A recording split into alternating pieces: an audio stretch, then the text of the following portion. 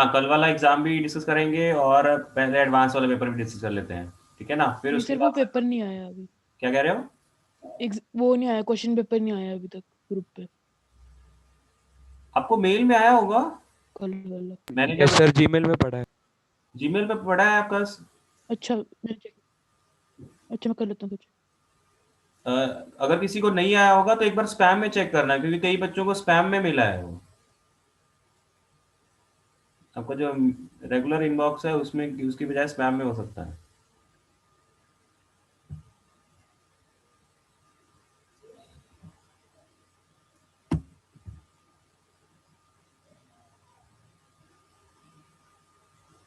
Okay, पहले paper जो है एडवांस वाला पेपर वो डिस्कस कर लेते हैं। बताइए इसमें क्या डाउट्स हैं आपके। क्वेश्चन नंबर 37, 38, 39,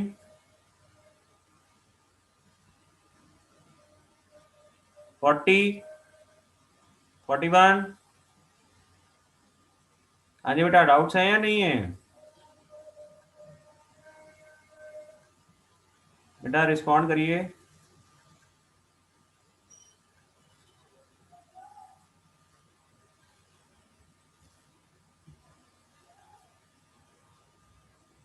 फोर्टी टू, 43, 43 में डाउट है। 43 में एक करेक्शन है, जो टी टेंडिंग टू अल्फा लिखा है ना, वो अल्फा नहीं होना चाहिए, वो वहां पे अल्फा की बजाय इनफाइनाइट होगा। अदरवाइज अल्फा का कोई मीनिंग नहीं है। अब इनफाइनाइट अगर होगा तो क्वेश्चन कैसे सॉल्व करेंगे वो भी एक बार देख लेते हैं।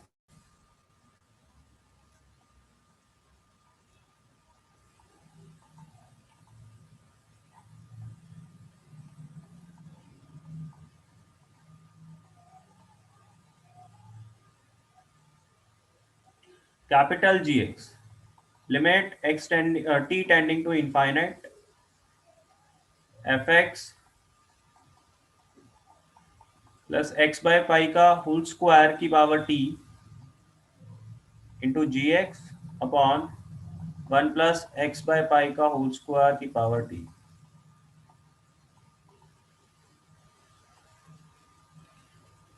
अब बेटा यहाँ पे t जो है वो इनफाइनाइट है, तो उसके बेसिस पे हम लोग अलग अलग कंडीशंस यहाँ पे बनाएंगे। इसमें सबसे पहले क्या होगा, अगर आपका x बाय पाई का होल स्क्वायर 1 से छोटा है तो क्या होगा?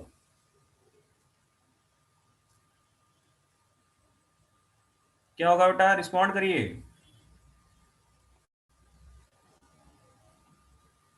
सर वो वाला निगलेक्ट हो जाएगा, टर्म जीरो हो जाएगा। ये 1 से छोटा है तो पावर इनफाइनाइट है, वो ये जीरो हो जाएगा, है ना? तो जी एक्स वाला कॉफिशिएंट भी जीरो, यहाँ पे ये भी जीरो, तो मतलब capital g x F x के बराबर आ जाएगा। अब अगर यही एग्जैक्टली 1 होगा तो क्या होगा? तो उसकी कितनी मर्जी पावर हो जाए, वन रहे। तब भी 1 ही रहेगा। तो मतलब ये f x plus g x by 2 हो जाएगा, राइट? और अगर ये 1 से ज्यादा होगा इनफाइनाइट को टेंड करेगा। तो ये इनफाइनाइट। अब उसमें क्या है, ये भी इनफाइनाइट ये भी इनफाइनाइट, तो हम लोग क्या करेंगे, इस इनफाइनाइट वैल्यू से न्यूमरेटर डिनोमिनेटर को दोनों को डिवाइड कर देंगे, तब ये f x upon this infinite बन जाएगा। तो उससे क्या आएगा, जी एक्स बन के आ जाएगा। ओके, क्लियर है? Yes sir.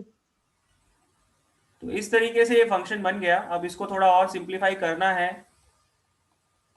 तो हम लोग इसको देखो, एक्स बाय पाई का होल स्क्वायर 1 से छोटा है, तो यहाँ पे हम लोग वेविकर मेथड से इसमें लगा सकते हैं कि भी एक्स यहाँ पे कहाँ से कहाँ हो गया, माइनस पाई टू पाई हो गया जी, तब एफ एक्स हो गया। इसका मतलब क्या हो गया कि एक्स या तो पाई या फिर माइनस पाई, दोनों में से कोई एक हो जाए, तो उस केस में ये f x plus g x by 2 बन जाएगा। और थर्ड जो सिनेरियो है उसमें क्या हो गया कि एक्स या तो पाई से बड़ा या फिर माइनस पाई से छोटा, तो उस केस में कैपिटल जी एक्स स्मॉल जी एक्स के बराबर होता है। तो अब बोला गया है कि ये जो फंक्शन है वो एक्स इक्वल टू पाई पे डिसकंटिन्यूस होना चाहिए। तो डिसकंटिन्यूस होने के लिए ये कोई भी दो बराबर ना हो, ऐसा ऐसा होना चाहिए। तो उसकी बजाय पहले क्या करते हैं ना, हम लोग कंटिन्यूटी की कंडीशन लगा देते हैं। तो for continuous at x equals to pi क्या होगा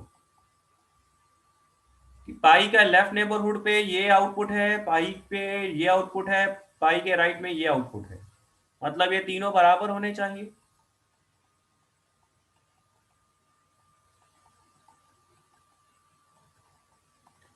तो यहां से हमारी मतलब पाई बोल दो, तो यहां से क्या बात बनेगी कि भी g of pi should be equals to f of pi. तो बेटा g ऑफ पाई की वैल्यू निकालिए, f ऑफ पाई की वैल्यू निकालिए, वहां से आपको सीधा सीधा m प्लस के की वैल्यू मिल जाएगी। और ये m प्लस के की कौन सी वैल्यू मिलेगी, एक ऐसी वैल्यू जिसपे ये कंटिन्यूअस हो जाएंगे। तो सिर्फ उस वैल्यू को छोड़ के बाकी कोई मर्जी वैल्यू डाल दीजिए आप m प्लस के की, आपको हमेशा ये डिसकंटिन्यूटी बन जाएगी। ओके, समझ में आया है?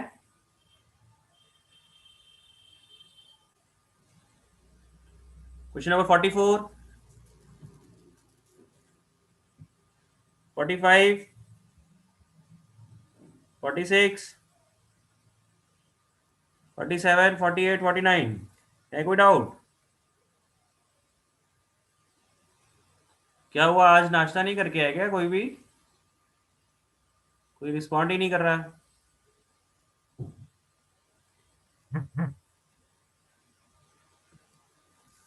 शिवम, आर्यन, ऋषभ, सर मैंने ट्राई नहीं किया था ये वाला पेपर, मेंस वाला किया था खाली। मतलब पेपर होने के बाद ये वाला ट्राई नहीं किया, फिर से डाउट्स जो आए थे। तो फिर कम से कम ये तो बताइए कि भी ट्राई ही नहीं किया है।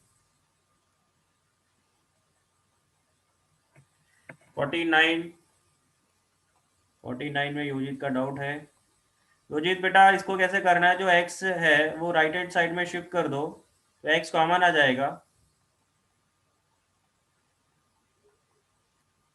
तो अब इससे सीधा सीधा जो x वाले टर्म है वो dx की तरफ और y वाले टर्म dy की तरफ चले जाएंगे। ये वेरिएबल सेपरेबल बन गया है। अब इसको इंटीग्रेट करना होगा। इसको इंटीग्रेट करने के लिए लेफ्ट हैंड साइड में आप e की पावर n-1y इससे डिवाइड कर दो नोमिनेटर और डिनोमिनेटर दोनों को। तो नोमिनेटर क्या बनेगा, माइनस टाइम्स e की पावर n-1y टू dy, और डिनोमिनेटर क्या बनेगा, 1 माइनस e की पावर। अब सीधा सीधा बेटा इसको t पुट करो और dt फॉर्म ऊपर लिखा हुआ होगा। राइट हैंड साइड तो x² 2 + 3 बनेगा। हाँ जी, सिंगल करेक्ट जो न्यूमेरिकल टाइप है उसमें कोई डाउट है तो बताइए। इंटीजर टाइप में 50 से लेके 54 के बीच में है कोई डाउट?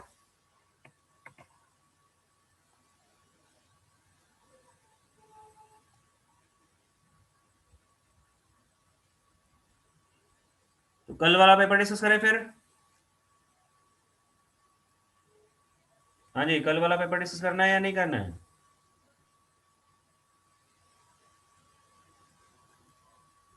बेटा रिस्पॉन्ड करो।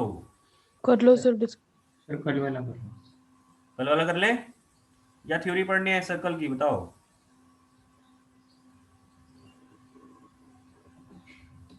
सर आप देख लो। जैसे मर्जी कर लो सर। आप लोग बताओ, मतलब मुझे आप लोगों का लग नहीं रहा है कि भी आप कुछ करके आए हो, तो फिर थ्योरी कर लेते हैं, इस बार थ्योरी खत्म हो जाएगी। सर आपसे एक स्ट्रेट लाइन की एक चीज पूछनी थी। हाँ बोलो। सर जो पैरामीट्रिक फॉर्म लेते हैं हम, उसमें जो आर है हमारा, हाँ वो पॉजिटिव नेगेटिव दोनों हो सकते हैं सर। अगर हम जैसे वो 15/ab² वाला क्वेश्चन नहीं करवाया था आपने रिवीजन में हाँ, सर, अगर हम उसमें नेगेटिव लेते तो भी सेम ही आंसर आता है ना? मतलब -r ले लेते हैं, +r ले लेते हैं। स्क्वायर हो रहा है तो शायद उससे कोई दिक्कत नहीं पड़ेगी। नहीं ये भी सर, तो एक बार मैं R1 है, वापस तो ट्राई। स्क्वायर है ना। ये सर एक बार वापस ट्राई कर लूंगा मैं, मेरे को थोड़ा सा लगा रहा था, वापस ट्राई। स्क्वायर बन रहा है वो, मुझे तो नहीं लगता कि उससे कुछ अलग आएगा ओके सर। बेटा। आर को ना आर ही रहने दो। अब आर की वैल्यू अगर नेगेटिव आ जाती है तो अकॉर्डिंगली आप उसको कवर कर लोगे। Okay sir. जब आप वेरिएबल यूज कर रहे हो ना तो आप आर को तो देखो ए बी है R1 लिया, ए सी है R2 लिया, ए डी था R3 ले लिया, तो अब R1 को -R1 लेने की कोई जरूरत थोड़ी है। वो तो R1 की वैल्यू अगर नेगेटिव आ जाएगी तो अकॉर्डिंगली पॉइंट मिल जाएगा। सर वैसे डिस्टेंस नेगेटिव हो सकता है? बात वो डिस्टेंस, देखो अकेला ऐसा नहीं, आप उसको ऐसे मत सोचो कि भी वो डिस्टेंस रिप्रेजेंट कर रहा है। वो एक डायरेक्शन, मतलब एक, जब आप वेक्टर में बात करते हो तो वेक्टर में होता है ना माइनस। सर वो कोस थीटा उसको वो जो उसके थीटा है वो एडजस्ट हो जाएगा। वो हाँ, तो वो ऑपोजिट पॉइंट रिप्रेजेंट कर रहे हैं, वो कॉस थीटा और साइन थीटा अकॉर्डिंगली है ना एडजस्ट हो जाएंगे।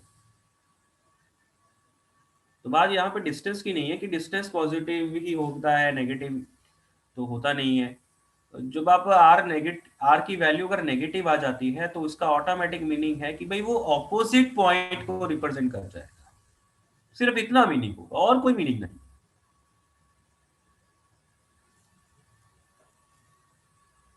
ओके। Okay sir.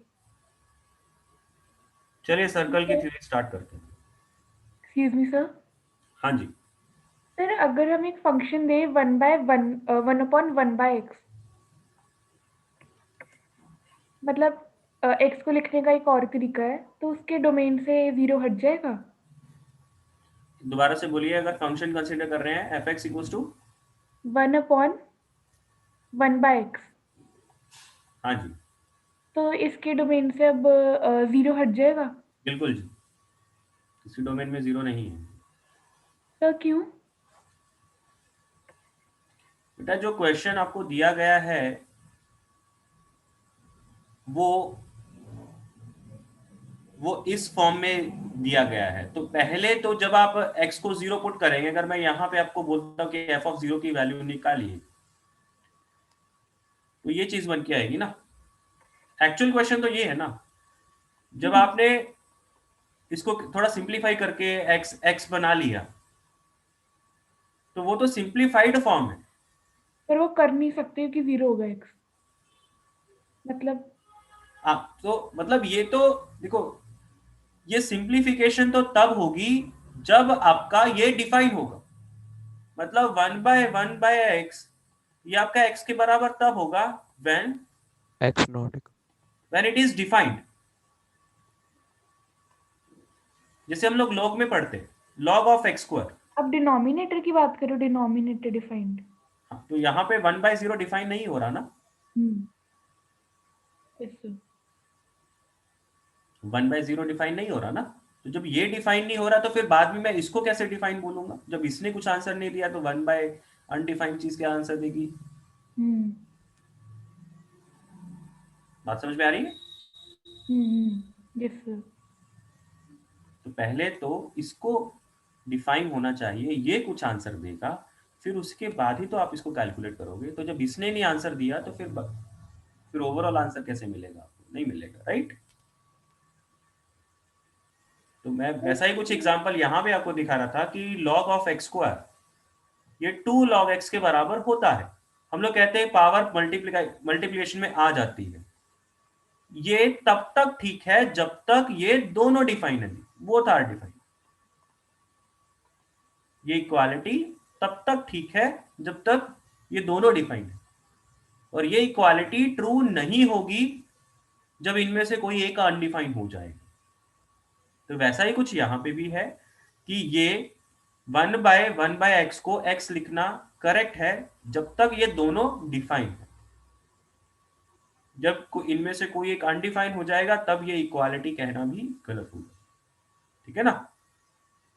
ठीक है सर।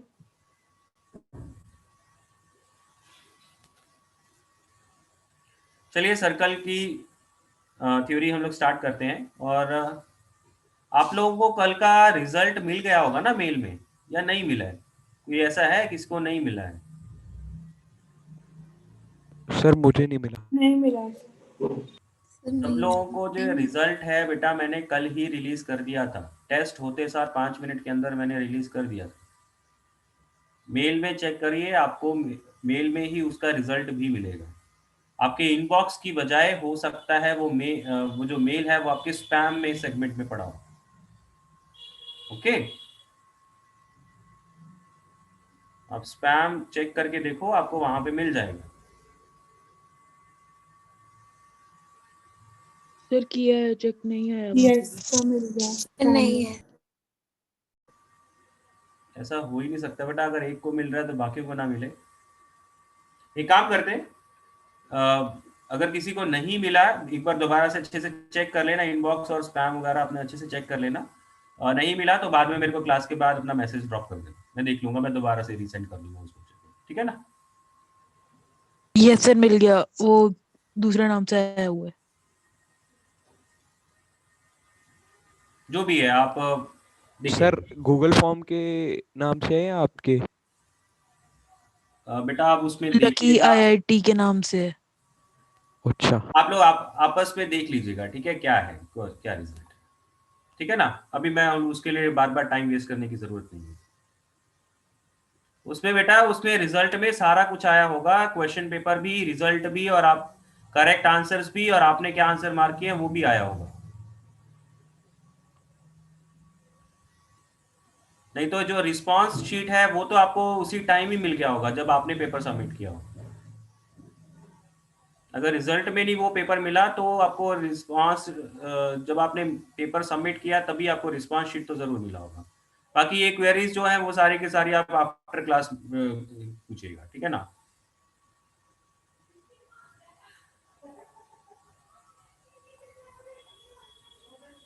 चलिए सर्कल्स की थ्योरी स्टार्ट कर रहे हैं। हाँ जी, सर्कल की डेफिनेशन क्या है? क्या होती है डेफिनेशन सर्कल की? It is the locus of the point in a plane such that its distance from a fix point is constant, right?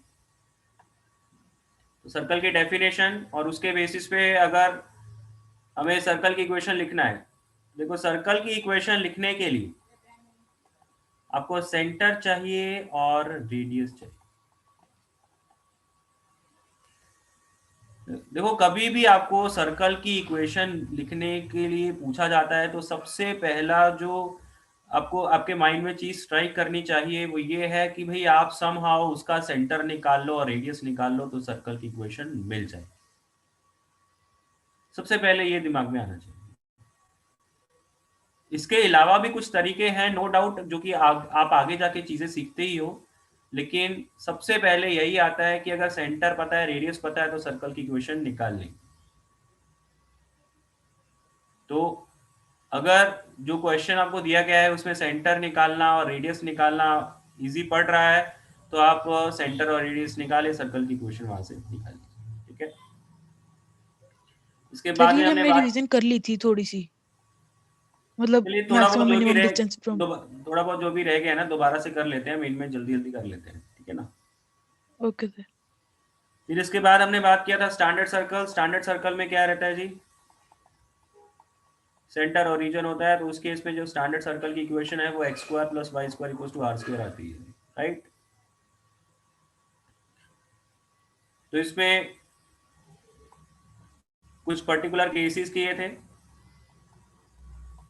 Particular cases में क्या है, सर्कल और रीजन से पास कर रहा है, सर्कल एक्स एक्सिस को टच कर रहा है, वाई एक्सिस को टच कर रहा है, दोनों एक्सिस को टच कर रहा है, या एक्स एक्सिस को रीजन पे या वाई एक्सिस को रीजन पे, है ना? ये कुछ 6 केसेस हमने करे थे।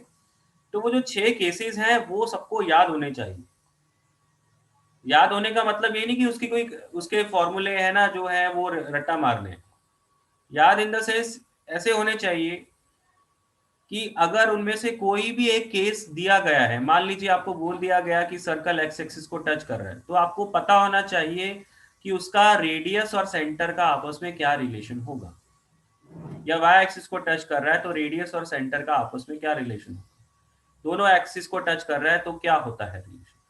तो वो रिलेशंस किसी को भूलने नहीं चाहिए। ये जो भी 5-6 हमने पर्टिकुलर केसेस किए हैं, तो इनमें रेडियस और सेंटर में क्या रिलेशंस होते हैं, वो रिलेशन सबको पता होने चाहिए। और इसमें मैंने आपको ये बात फिर से है ना तब भी बोली थी कि जब both axis touching both axis, वो वाले केस में आपने ए कॉमा ए वाला केस भी कंसीडर करना है और साथ में ए कॉमा माइनस ए वाला केस भी कंसीडर करना है। तो बोथ एक्सिस टचिंग वाले में क्या है, जल्दबाजी में हम लोग सिर्फ ये वाला केस कंसीडर करके आगे बढ़ जाते हैं और क्वेश्चन को सॉल्व कर देते हैं, लेकिन कई बार उससे आंसर गलत आते हैं। तो आपने बोथ एक्सिस टचिंग के केस में ये भी केस जरूर कंसीडर करना है। ओके, इसको स्किप नहीं करना। तो ये कुछ बेसिक चीजें थी, इसके ऊपर बेस्ड हमने कुछ क्वेश्चंस भी किए हुए हैं क्लास में, तो क्लास नोट्स एक बार देख लीजिएगा। नेक्स्ट इसमें था general equation of a circle.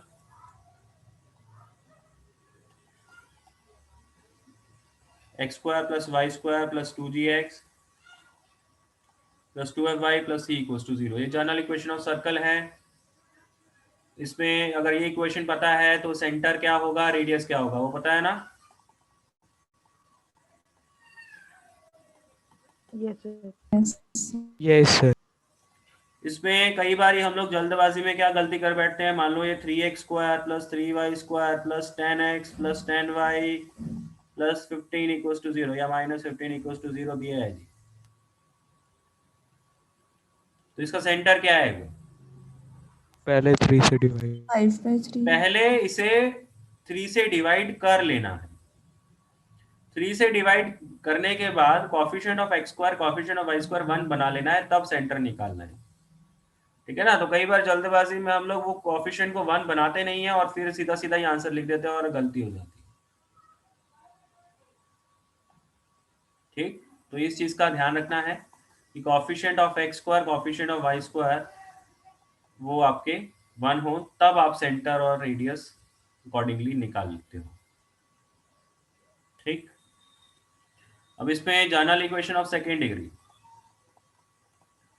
General equation of second degree कब सर्कल रिप्रेजेंट करेगी वो पता है?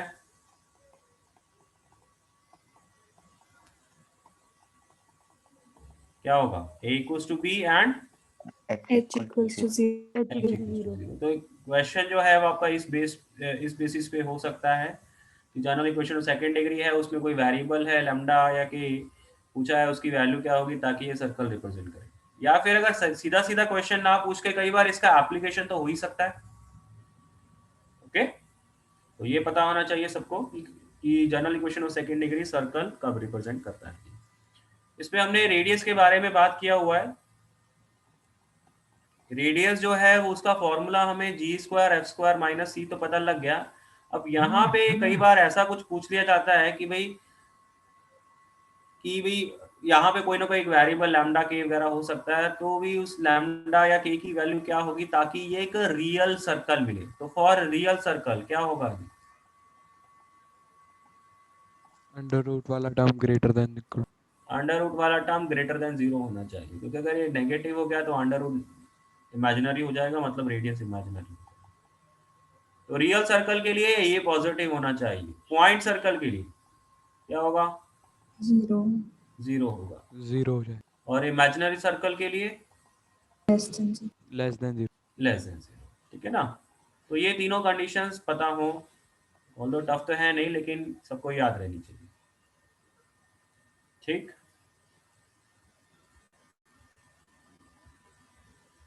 नेक्स्ट है डायमीटर फॉर्म।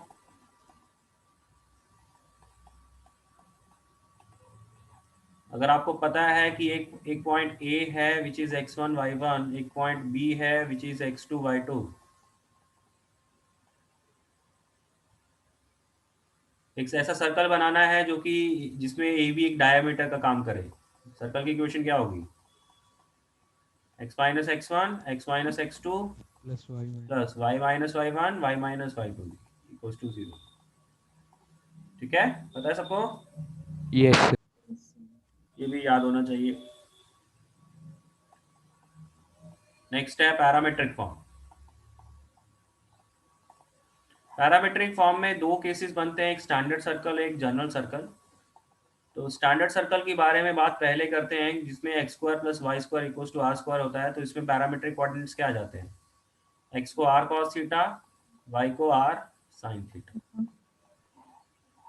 तो अब क्योंकि हमने बार बार पैरामीट्रिक वर्ड कर लिया है, हमने डिफरेंशिएशन चैप्टर में भी करा था, तो पैरामीट्रिक वर्ड अब आपको शायद क्लियर हो गया होगा कि पैरामीट्रिक हमेशा किसके लिए यूज होता है, कि x और y दोनों ऐसे वैल्यूज हैं जो कि एक थर्ड पैरामीटर थीटा के टर्म्स में लिखे गए हैं। तो हमने x और y का आपस का डायरेक्ट रिलेशन लिखने की बजाय उन दोनों को एक किसी थर्ड पैरामीटर के टर्म्स में लिख लिया है, तो उसे पैरामीट्रिक फॉर्म बोला जाता है। ठीक है ना? तो पैरामीट्रिक फॉर्म में क्या होते हैं, x और y किसी थर्ड वेरिएबल के टर्म्स में लिखे होते हैं। और यहाँ पे जब कोऑर्डिनेट्स की बात आती है तो बस सीधा सीधा ये जो r cos theta r sin theta, x को r cos थीटा लिखा है, y को r sin थीटा लिखा है, तो कोऑर्डिनेट्स भी हम लोग r cos theta, r sin theta इस फॉर्म में यूज कर लेते हैं। ये इसके पैरामीट्रिक कोऑर्डिनेट्स बन जाते हैं। सर्कल के केस में जो पैरामीट्रिक कोऑर्डिनेट्स है वो ज्यादातर स्टैंडर्ड सर्कल के लिए यूज होता है, जनरल सर्कल के लिए उतना यूज होता नहीं है। फिर भी एक बार देख लेते हैं, जो याद रख पाए तो अच्छा है। जनरल सर्कल में सेंटर अब ओरिजिन नहीं रहेगा, रीजन के अलावा कुछ और बन जाएगा। तो उस केस में पैरामीट्रिक कोऑर्डिनेट्स क्या हो जाएंगे, h plus r cos theta y equals to k plus r sine theta. Although ये भी टफ नहीं है, तो ये आपके पैरामीट्रिक फॉर्म बन जाती है जनरल सर्कल के, बट ये ज़्यादा यूज होती नहीं है। तो अगर किसी को है ना इसमें दिक्कत लगे कि याद रखने में, तो कल अकेला स्टैंडर्ड वाला याद रखें। यहाँ तक किसी को कोई दिक्कत है किसी भी पॉइंट में? No sir. नेक्स्ट है position of a point with respect to a circle.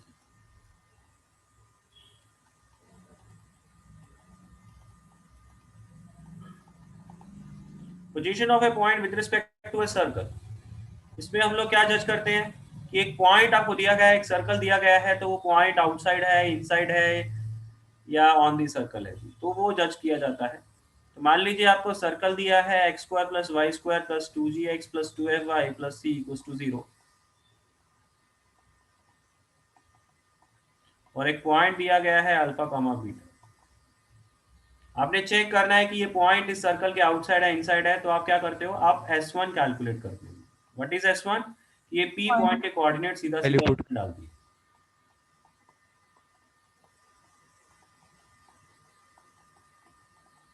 तो अब अगर S1 पॉजिटिव आता है तो आउटसाइड, नेगेटिव आता है इनसाइड, इक्वल्स टू 0 आता है तो ऑन दी सर्कल। ठीक है ना? यही होता है, तो कोई याद है? Yes.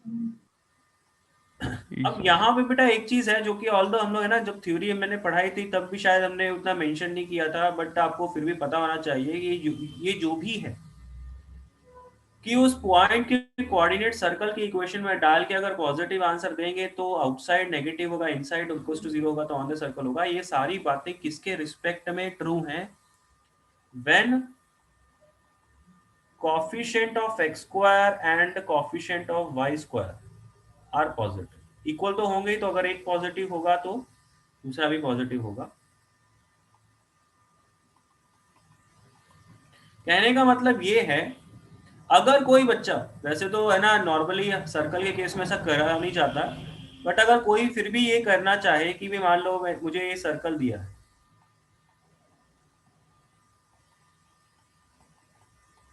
ऐसा कोई सर्कल दिया है और मान लो P2,2 दे दिया, मुझे चेक करना है कि ये इनसाइड आउटसाइड है, तो नॉर्मली हर एक बच्चा इसी इक्वेशन में डाल के सीधा सीधा वैल्यू निकाल के पॉजिटिव नेगेटिव वगैरह चेक कर लेगा और वो सही भी होगा। जस्ट इन केस कोई बच्चा ये कहे कि सर मैंने सर्कल की इक्वेशन को ऐसा बनाया, अब क्या होगा, मतलब पूरे के पूरे टर्म, सारे के सारे टर्म राइट हैंड साइड में ले लिया, या कुछ राइट हैंड साइड में दिए थे, कुछ लेफ्ट हैंड साइड में दिए थे, तो आपने क्या किया, आपने इस तरीके से उसकी शफलिंग करी, एक तरफ लेके गई ताकि coefficient of x square y square क्या बन गए, नेगेटिव बन गए। तो उस केस में क्या होगा, इस केस में क्या होगा, इस केस में सारे रिजल्ट उल्टे हो जाएंगे। मतलब आउटसाइड होने के लिए अब S1 को नेगेटिव होना पड़ेगा और इनसाइड के लिए S1 को पॉजिटिव होना पड़ेगा जब coefficient of x square y square आप नेगेटिव बना देते हो। नॉर्मली हम लोग ऐसा करते नहीं है ना, हमारा ऐसा जनरल ट्रेंड होता नहीं है, बट अगर कोई भी ऐसा गलती से कर बैठेगा तो रिजल्ट फिर उल्टे हो जाएंगे, तो इस चीज का ध्यान रखना है। ओके,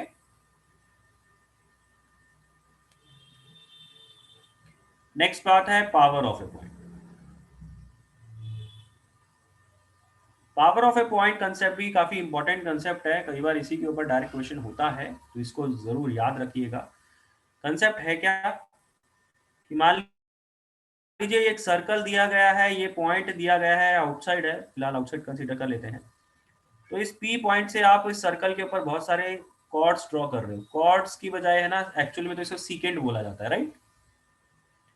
तो उन सारे सीकेंट्स में क्या खास बात होगी, मान लो ये पहला सीकेंट है जो कि ए और बी पे कट कर रहा है, ये दूसरा सीकेंट है जी जो सी और डी पे कट कर रहा है, ये तीसरा है जी ई और एफ पे कट कर रहा है। क्या खास बात होगी इसमें, into PV is equals to TA PB PA into PB equals to PC PC into into PD equals to P into PN Yeah. ना। तो ऐसे चलता रहेगा, कोई और भी बनाओगे तो भी चलता रहेगा, है ना। और यही किसके बराबर होगा S1 square. कि अगर मैं ये टी टेंजेंट भी ड्रॉ कर दूं PT square पीटी स्क्वायर के बराबर होगा, और साथ में ये किसके बराबर होगा Yes. S1 के बराबर।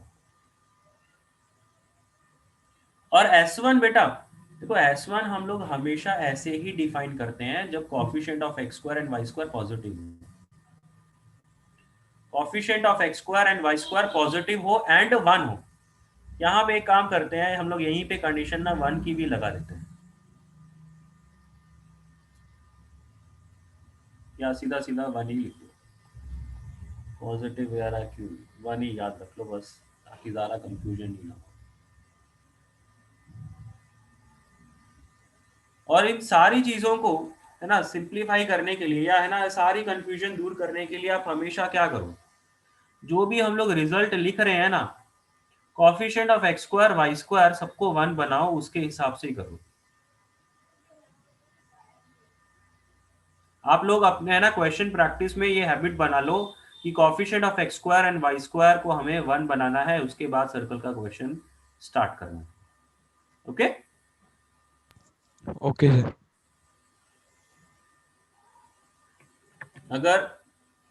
अगर उसमें coefficient of x square 1 square को बनाना जरूरी होगा तो भी वो ठीक ही रहेगा, अगर बनाना जरूरी नहीं होगा तो भी वो सही ही सॉल्व होगा, ठीक है ना। कोई गलती होने का कोई स्कोप नहीं। तो आप एक इन जनरल एक है ना यहाँ पे एक नोट लिख लो,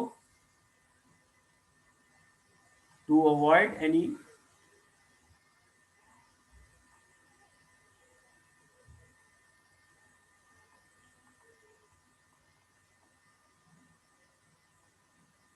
always make sure the coefficient of x square and y square are, इस चीज को यहाँ पे नोट कर लेंगे, पढ़ लेंगे तो आगे के लिए याद रहेगा। क्योंकि ये जो S1 है बेटा, ये S1 उसी के हिसाब से ही डिफाइन हुआ है कि जब coefficient of x square y square आपके 1 होते हैं। अगर ये 1 नहीं होंगे तो आपके S1 की वैल्यू बदल जाएगी। ये बात समझ में आ रही है ना। मान लीजिए मैंने सर्कल दिया आपको, ये मान लो 2 कर लेता, और मैं आपसे बोलूं कि भी एक P पॉइंट है और S1 कैलकुलेट करके बताओ। अब यहाँ पे जब आप वैल्यू डालेंगे तो S1 अकॉर्डिंगली मिलेगा, लेकिन उसकी बजाय अगर कोई बंदा कहे कि सर मैं 2 को पहले कॉमन ले लेता हूँ और राइट हैंड साइड से डिवाइड कर देता हूँ, फिर मैं यहाँ पे 2,2 डाल के फिर मैं S1 निकालता हूँ, तो उस S1 की वैल्यू अलग आएगी। सही कौन सी होगी, ये वाली सही, नीचे वाली ये वाली गलत होगी। ओके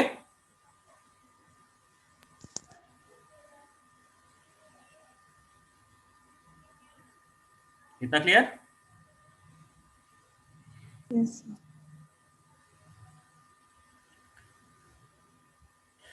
चलिए आगे चलते हैं। तो ये पावर ऑफ ए पॉइंट वाला कंसेप्ट बहुत बहुत जरूरी है, बहुत इंपॉर्टेंट है, जिसमें P A into P B, P C into P D वगैरह ये सब पी टी स्क्वायर के बराबर और वो एस वन के बराबर, ठीक है ना। तो अगर पावर ऑफ ए पॉइंट निकालना है तो आप सीधा सीधा एस वन कैलकुलेट कर लीजिए, आंसर मिल जाएगा, ठीक है। और इसी की हेल्प से हमें एक और रिजल्ट भी यहाँ पे बन के आ रहा है, जो मैं यहाँ पे लिख रहा हूँ, which is length of tangent. कि अगर आपको एक सर्कल दिया है और उस सर्कल के बाहर एक पॉइंट P दिया है और आपको बोला गया कि इस P पॉइंट से जो टैंजेंट हम लोग ड्रॉ करेंगे, इस टैंजेंट लेंथ क्या होगी जी, तो क्या आएगा, Root S1. Root S root S1। Again यहाँ पे S1 रूट S1 तभी आएगा जब coefficient of x square and y square 1 बना हो, 1 ठीक है ना। तो उसके रिस्पेक्ट में कैलकुलेशन करिएगा। चलिए आगे चलते हैं।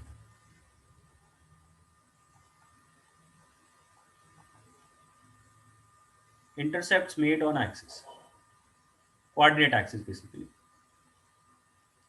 अगर कोई भी एक सर्कल है, एक्स एक्सिस को कट कर रहा है या वाई एक्सिस को कट कर रहा है या नहीं कर रहा, तो वो सारी की सारी बातें जानने के लिए हमारे पास कुछ फॉर्मूले हैं। तो वो फॉर्मूले लिखने के लिए पहले हम लोग सर्कल की इक्वेशन लिख लेते हैं। मान लीजिए ये सर्कल की इक्वेशन है और ये सर्कल एक्स एक्सिस को कट करेगा या नहीं करेगा, या उसका इंटरसेप्ट लेंथ कितना होगा। तो सबसे पहली बात, वो इंटरसेप्ट लेंथ का मीनिंग क्या है कि मान लीजिए ये सर्कल एक्स एक्सिस को कट कर रहा है दो जगह पे, तो ये मान लो x1 पॉइंट है, ये मान लो x2 पॉइंट है, तो उसका इंटरसेप्ट क्या कहलाएगा, इन दोनों पॉइंट के बीच का डिस्टेंस कहलाएगा। तो अगर ये सर्कल है और मुझे चेक करना है कि इसका एक्स एक्सिस के ऊपर कोई इंटरसेप्ट बन रहा है या नहीं बन रहा, या अगर बन रहा है तो उसकी वैल्यू कितनी होगी, तो उसका सीधा सीधा फॉर्मूला है बेटा, ये एक्स इंटरसेप्ट की वैल्यू होगी 2 times root of g square minus, और वाई इंटरसेप्ट की value 2 times root of, X square minus. ये वाला फॉर्मूला याद रखिए। अब इसी फॉर्मूले की हेल्प से हमें ये भी पता लग जाता है कि एक्चुअल में ये एक्स एक्सिस को कट करेगा या नहीं करेगा। वो कैसे पता लगता है कि जी स्क्वायर अगर माइनस जी सी, स्क्वायर माइनस सी पॉजिटिव हुआ, मतलब ये अंडर रूट के अंदर वाली वैल्यू पॉजिटिव है, तब तो एक्स इंटरसेप्ट रियल मिल गया। तो जब रियल मिल गया तो मतलब एक्चुअल में भी दो डिफरेंट पॉइंट पे, तो 2 पॉइंट्स ऑफ इंटरसेक्शन। तो एक्स इंटरसेप्ट रियल मिला है, इसका मतलब है सर्कल एक्चुअल में कट कर रहा होगा। अगर ये 0 के बराबर होगा तो क्या होगा, 1 point. टच करके चला जाए, टेंजेंट बन जाएगा जी। और अगर नेगेटिव होगा तो टच ही नहीं करेगा, कुछ भी नहीं करेगा। कुछ भी नहीं होगा। तो अगर कहने का मतलब अगर ये लेस देन 0 आएगा तो उससे हमें पता चल जाएगा कि भाई सर्कल एक्चुअल में ना तो कट कर रहा है ना टच कर रहा है, तो नो पॉइंट ऑफ इंटरसेक्शन। और यही कंडीशंस आप इसके लिए लगाओगे जब आपने वाई एक्सिस के साथ ये सब बातें चेक करनी कि वाई एक्सिस को कट कर रहा है नहीं कर रहा है, अगर कट कर रहा है तो कितनी वैल्यू है, ये सब बातें इसके रिस्पेक्ट में हो जाएंगी फॉर वाई एक्सिस, राइट। और ये जो टेंजेंट वाली बात है, अभी जैसे क्या है कि भी टेंजेंट वाली बात में हमने पहले भी करी, पर्टिकुलर केसेस में करी है ना। अगर कोई सर्कल है एक्सिस को टच कर रहा है तो क्या होगा, तो वो चाहे आप वहां पे उस तरीके से यूज कर लो या फिर ये वाला रिलेशन यूज कर लो, तो दो ऑप्शन हो गए हैं अब आपके पास। अगर कोई सर्कल एक्स एक्सिस को टच करता हो बोला गया है, तो या तो आप ये वाला रिलेशन यूज कर लो या फिर जो पहले पढ़ा पर्टिकुलर केसेस में वो वाला रिलेशन यूज कर लो, जो आपको ठीक लगता है। Okay,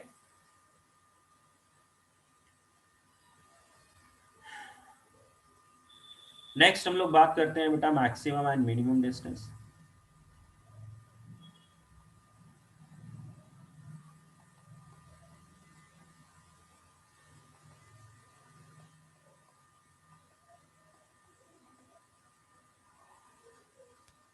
maximum and minimum distance of a point from a circle. अगर एक सर्कल दिया गया है, एक पी पॉइंट है, तो आप कैसे पता करेंगे जी भी इस सर्कल के ऊपर कौन सा ऐसा पॉइंट है जो कि इस पी पॉइंट से सबसे ज्यादा डिस्टेंस पे है और कौन सा सबसे कम डिस्टेंस पे है, कैसे पता करते हैं? सेंटर से डिस्टेंस सेंटर प्लस आर या minus r, maximum distance OP plus plus r r, minimum distance OP minus minus r minus का मॉड लिख लेते हैं, क्योंकि अगर पॉइंट आउटसाइड द सर्कल हुआ तो ओपी माइनस आर ही पॉजिटिव नंबर आ जाएगा, तो कोई दिक्कत नहीं है। लेकिन अगर यहीं पे पी पॉइंट इनसाइड हुआ तो उल्टा नेगेटिव आ जाएगा। तो उस केस में फिर आर माइनस पी जो है वो आपका मिनिमम डिस्टेंस बनता है।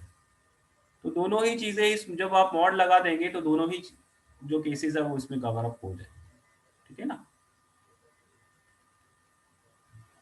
ये सबको याद है maximum distance minimum distance? Yes yes sir. अब ये तो बात रही मैक्सिमम डिस्टेंस और मिनिमम डिस्टेंस की। अब कई बार पूछा जाता है वो पॉइंट्स कि वो पॉइंट्स कौन से हैं, ये पॉइंट के कोऑर्डिनेट्स पूछे जाते हैं, तो वो कैसे कैलकुलेट करेंगे आप? Section form. दो तरीके हैं आपके पास। पहला तरीका है इक्वेशन ऑफ लाइन,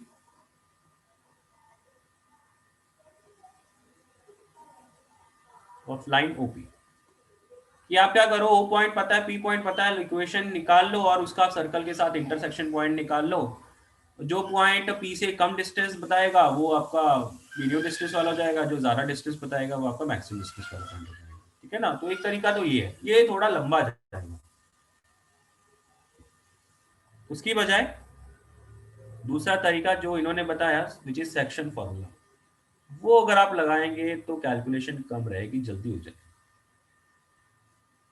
तो वो सेक्शन फॉर्मूला लगाओगे कैसे? मान लो पहले आपने इन फर्स्ट केस है ना, आउटसाइड वाले केस में यहाँ पे आपका AP upon B, sorry AP upon OA, ये क्या होगा? OP minus R upon R।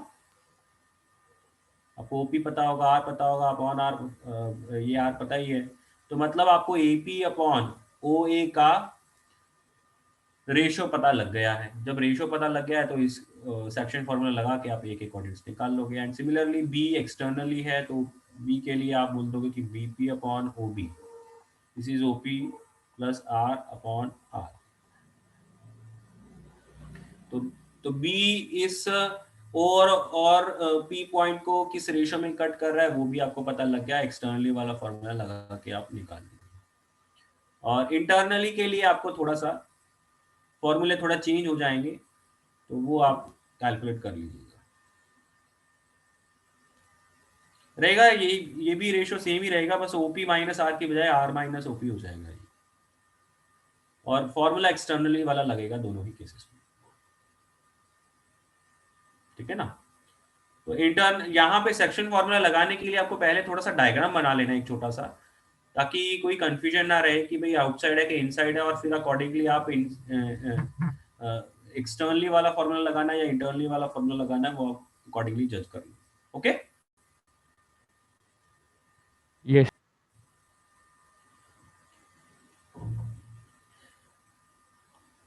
आगे चलते हैं। नेक्स्ट है intersection of A line and a circle.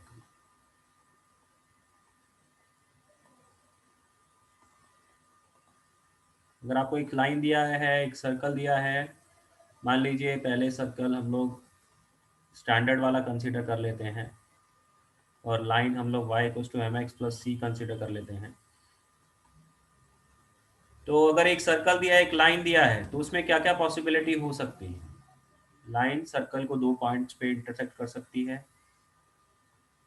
Line circle को टच कर सकती है, लाइन सर्कल के बाहर जा सकती है, ठीक है? तो अगर आपने पॉइंट ऑफ इंटरसेक्शन निकालने हैं फिर तो आपके पास सीधा सीधा ये है कि भाई लाइन में y को यहाँ पे पुट कर दो फॉर पॉइंट ऑफ इंटरसेक्शन,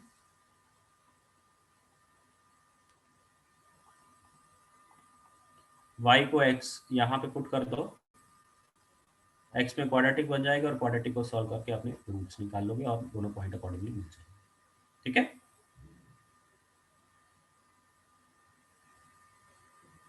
तो पॉइंट ऑफ इंटरसेक्शन के लिए तो आप y को x के टर्म्स में यहाँ पे पुट करके क्वाड्रेटिक बना के आप सोल्व कर लोगे। अब यहाँ पे ये इंपॉर्टेंट है कि भाई जब ये x में क्वाड्रेटिक बन जाएगा तो इसमें 3 सिनेरियोज यहाँ पे बन के आएंगे। ये x में क्वाड्रेटिक बन गया है तो इसमें उसका डिस्क्रिमिनेंट आपका ग्रेटर देन 0 हो सकता है, तो उस केस में एक्चुअल में भी लाइन 2 पॉइंट पे इंटरसेक्ट कर जाएगी। अगर d 0 आता है तो टैंजेंट बन जाएगा, और अगर d नेगेटिव आता है तो नो पॉइंट। तो इसमें सबसे इंपॉर्टेंट हमारे लिए सेकंड वाला केस हो जाता है, जिसमें ये टैंजेंट बन के आएगा। तो टैंजेंट के लिए क्या है, d 0 कर देंगे तो वहां से हमारे लिए जो रिलेशन है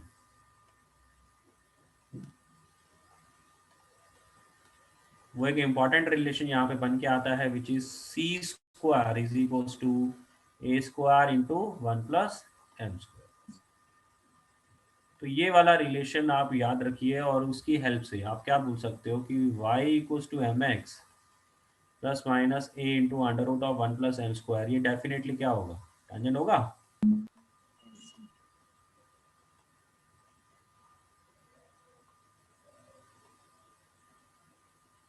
सॉरी r यूज किया है ना यहाँ पे, तो r कर लो, भले रेडियस r यूज किया।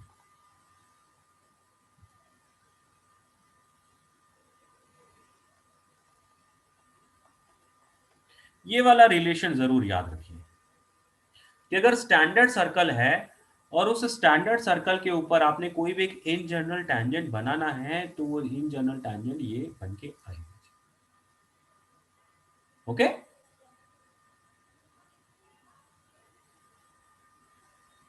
ठीक।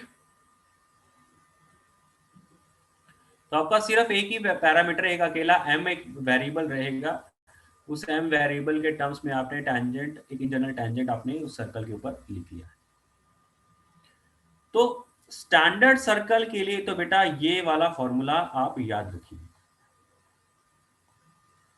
जनरल सर्कल के लिए आप कंसेप्ट याद रखो। वो कंसेप्ट क्या है, या तो d equals to 0, first method d equals to 0 कर लो, मतलब लाइन की equation y equals to m x plus c करी और उसको d को उसका लाइन का सर्कल के साथ इंटरसेक्शन पॉइंट निकाल के उसका डिस्क्रिमिनेंट 0 कर दिया।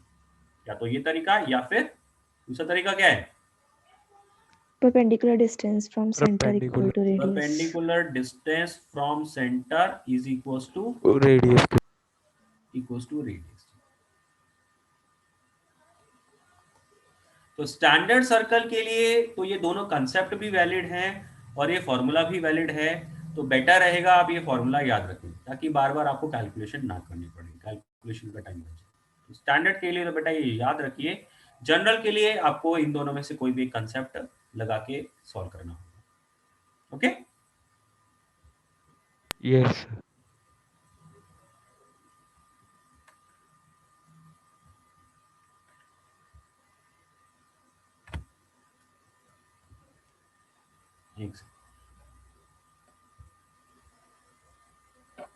आगे चलते हैं। तो जब यहाँ पे हमने टेंजेंट की बात करी है, तो अब डिफरेंट फॉर्म्स ऑफ टेंजेंट भी देख लेते हैं।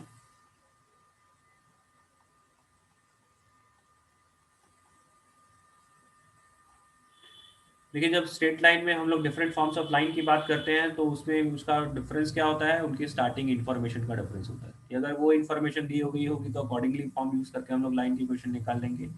कोई दूसरा फॉर्म इन्फॉर्मेशन दिया गया होगा तो अकॉर्डिंगली हम लोग फॉर्म यूज करके हम लोग लाइन की इक्वेशन निकाल लेंगे। अब वैसा ही कुछ यहाँ पे भी है कि आपको हम लोग यहाँ पे 3 फॉर्म्स अलग अलग पढ़ते हैं, तो डिपेंडिंग अपॉन क्वेश्चन हम लोग डिफरेंट फॉर्म अप्लाई कर सकते हैं। तो मान लीजिए अगर आपको एक पॉइंट पता है, सबसे पहले डिस्कस कर रहे हैं पॉइंट फॉर्म, तो इसमें आपको इंफॉर्मेशन क्या होगी, सर्कल पहली चीज, दूसरी चीज पॉइंट ऑन द सर्कल। तो अगर ये सर्कल पता है और पॉइंट ऑन द सर्कल पता है, तो उस केस में बेटा सीधा सीधा पॉइंट फॉर्म आप यूज करिए और सर्कल की इक्वेशन निकालिए। और उसको निकालने का तरीका क्या है, एक्स स्क्वायर को सीधा सीधा रिप्लेस करो किससे, x इंटू x1 से, वाई स्क्वायर को रिप्लेस करो y इंटू y1 से, x को रिप्लेस करो x प्लस x1 बाय 2 से, y को रिप्लेस करो y प्लस y1 बाय 2 से।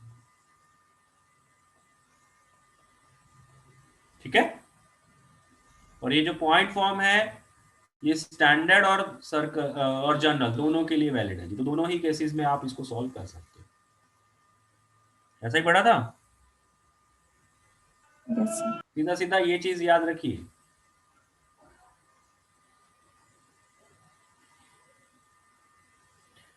नेक्स्ट है पैरामीट्रिक फॉर्म। पैरामीट्रिक फॉर्म हम लोग सिर्फ स्टैंडर्ड के लिए ही यूज करते हैं, तो स्टैंडर्ड के लिए ही बात करेंगे।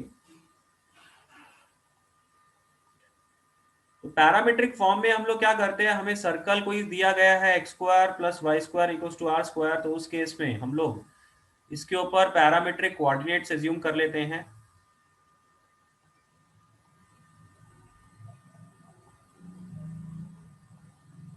जब पैरामीट्रिक कोऑर्डिनेट्स एज्यूम कर लिए तो ऑटोमेटिकली ये जो पैरामीट्रिक फॉर्म है ये आपकी पॉइंट फॉर्म में कन्वर्ट हो गई। इस सर्कल आपको पता है, उसके ऊपर एक पॉइंट पता है, ठीक है ना। तो अल्टीमेटली पैरामीट्रिक फॉर्म भी है तो पॉइंट फॉर्म जैसा ही। तो आप इसमें क्या करते हो, आप एक्स स्क्वायर को एक्स इंटू x1 से रिप्लेस करते हो, तो what is the value of x1 here, r cos theta, what is the value of y1 here, r sin theta. तो वहां से आपके सर्कल की इक्वेशन जो आपको मिलेगी वो हमेशा, सॉरी टैंजेंट की इक्वेशन जो मिलेगी वो हमेशा r cos theta plus y sin theta equals to r मिलेगी।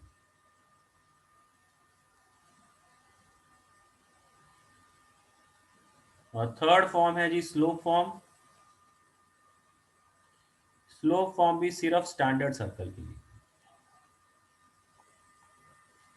सिर्फ स्टैंडर्ड सर्कल के लिए। अगर y square plus y square equals to r square दिया है, इसके ऊपर मुझे टैंजेंट की इक्वेशन लिखना है, तो मैं सीधा सीधा लिख सकता हूँ y equals to m x plus minus under root of r into under root of 1 plus m square, जो हमने पहले बात कर लिया।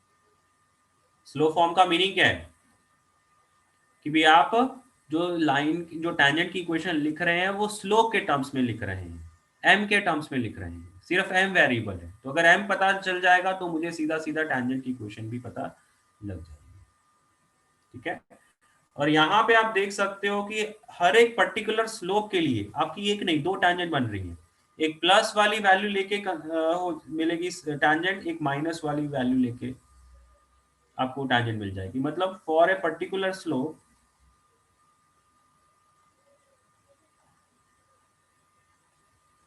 we get two tangents। और डायग्राम वाइज उसको रिलेट किया जाए तो क्या बनेगा कि अगर ये सर्कल है तो इसके ऊपर एक ही पर्टिकुलर स्लोप वाली टैंजेंट बनानी है, मतलब वो दोनों लाइंस पैरेलल होनी चाहिए। तो एक लाइन तो ऐसी बन जाएगी जो कि इसको ऐसे टच कर रही होगी, एक इस तरफ बन जाएगी। तो एक ही स्लोप की हमें दो टैंजेंट्स हमें मिल सकती हैं ऑन वन सर्कल। ओके, तो बेटा ये टैंजेंट्स के लिए ये तीनों फॉर्म्स याद होनी चाहिए, तीनों ही याद होनी चाहिए। इसमें किसी में कुछ भी ऐसा नहीं है कि भाई आपकी ये कम यूज होगी ये ज्यादा यूज होगी, तीनों के तीनों इक्वली यूज है। डिपेंडिंग अपॉन क्वेश्चन आपको अकॉर्डिंगली वो फॉर्म यूज करनी पड़ेगी। अगर आप सिर्फ पॉइंट फॉर्म यूज करने में है ना काबिल हैं तो जरूरी नहीं है कि आपको क्वेश्चन सिर्फ उसके बेसिस पे मिले, ठीक है ना।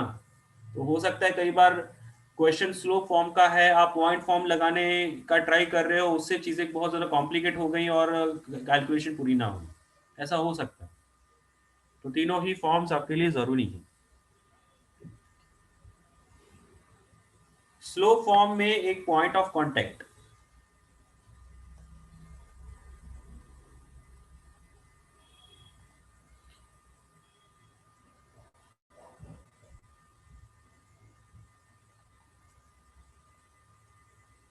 ये पॉइंट ऑफ कांटेक्ट का फॉर्मूला है। मतलब टैंजेंट की इक्वेशन आपने लिखी है तो वो टैंजेंट सर्कल को कहीं ना कहीं टच कर रही होगी, तो वो जो पॉइंट ऑफ कांटेक्ट है उसके कोऑर्डिनेट्स क्या होंगे, तो उसके coordinates r square m upon minus r square m upon c comma r square by c. अब ये सी आप जैसा जानते हो कि भाई ये जो सी की वैल्यू है ये सी ही तो क्या है, plus minus plus r into minus under root of. 1 plus m square. तो अगर आप C प्लस वाला यूज कर लेंगे तो अकॉर्डिंगली पॉइंट ऑफ कांटेक्ट मिल जाएगा, अगर C माइनस वाला यूज कर लेंगे तो अकॉर्डिंगली आपको पॉइंट ऑफ कांटेक्ट मिल जाएगा। कहने का मतलब जब दो टैंजेंट बन रही है एक पर्टिकुलर स्लोप की तो दो पॉइंट ऑफ कांटेक्ट भी आएंगे। तो प्लस वाला C की वैल्यू प्लस वाला कंसीडर करके जो आपको टैंजेंट मिलेगी उसी के कॉरस्पॉन्डिंग आपको पॉइंट ऑफ कांटेक्ट, वही प्लस वाला ही C आपको यहाँ पे यूज करना होगा फॉर पॉइंट ऑफ कांटेक्ट। तो ये वाला फॉर्मूला भी याद रख लेंगे तो अच्छा है, अगर नहीं याद रख पाए तो फिर आपको तो पॉइंट ऑफ इंटरसेक्शन वाला कंसेप्ट लगा के ही पॉइंट निकालना पड़ेगा। ओके ओके, अगर ये फॉर्मूला नहीं याद रहता है तो समझ में आ रहा है कि कैसे किया जा सकता है? यस। फिर क्या करोगे? Foot of perpendicular to the tangent. Foot of perpendicular निकाल सकते हो या टेंजेंट की इक्वेशन का सर्कल के साथ पॉइंट ऑफ इंटरसेक्शन। ओके, हाँ ये तो सेकंड कंसेप्ट ये है कि point of intersection of for point of contact, it is point of intersection of tangent and the circle। ठीक है, टेंजेंट की क्वेश्चन तो आप लिख ही चुके हो, बात तो सिर्फ इतनी है कि पॉइंट ऑफ कांटेक्ट का फॉर्मूला याद नहीं है, तो उस केस में point of intersection of tangent and circle. ठीक है, और स्टैंडर्ड के लिए तो देखो हमने ये फॉर्मूला बना भी लिया है, ये जो फॉर्मूले लिखे हैं सारे के सारे सिर्फ स्टैंडर्ड के लिए हैं जी। ये स्टैंडर्ड सर्कल मैंने आपको बोला कि ये टैंजेंट का फॉर्मूला भी सिर्फ स्टैंडर्ड के लिए वैलिड है, ये पॉइंट ऑफ कांटेक्ट का फॉर्मूला भी ओनली फॉर स्टैंडर्ड।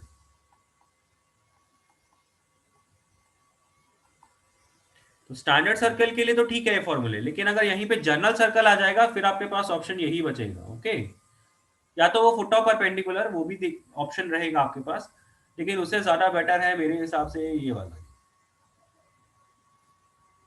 तो फॉर जनरल सर्कल आप ये यूज करिए, टेंजेंट की इक्वेशन लिखी, सर्कल की इक्वेशन पता है, उसका इंटरसेक्शन पॉइंट निकाल for point of contact. Okay,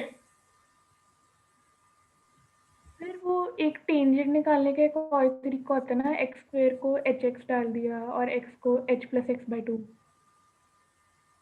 ये क्या पढ़ा?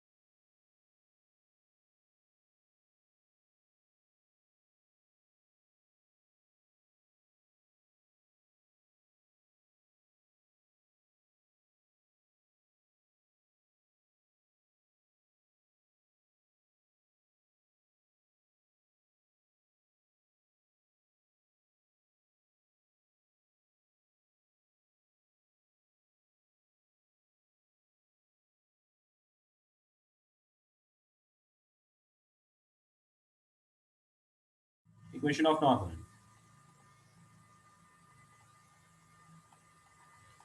इक्वेशन ऑफ नॉर्मल क्या है? एक ऐसी line always perpendicular to tangent. तो सर्कल के केस में नॉर्मल के लिए खास बात क्या हो जाती है कि it always in case of circle it always passes to the center। passes through the center।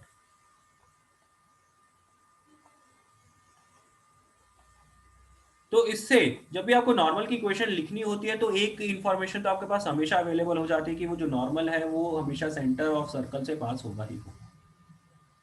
ठीक है ना, तो नॉर्मल के लिए भी आपको पॉइंट फॉर्म, स्लोप फॉर्म और पैरामीट्रिक फॉर्म ये तीनों ही चीजें आपको याद रखनी पड़ेंगी, ठीक है। मैं यहाँ पे लिख नहीं रहा, आप तीनों लिख सकते हो, ओके। यस जाने की जरूरत तो नहीं है ना, अभी क्लास नोट्स पे लिखा ही हुआ है, तो आप वहां से एक बार देख लीजिएगा, ओके। ये तीनों इसके लिए भी इंपॉर्टेंट है।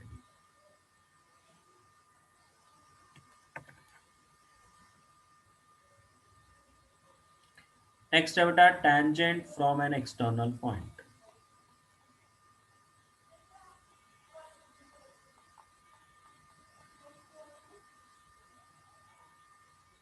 Tangent from an external point, अगर आपको एक पॉइंट दिया गया है P और इस पॉइंट से आपको इस सर्कल के ऊपर टेंजेंट बनानी है, तो आप क्या करोगे?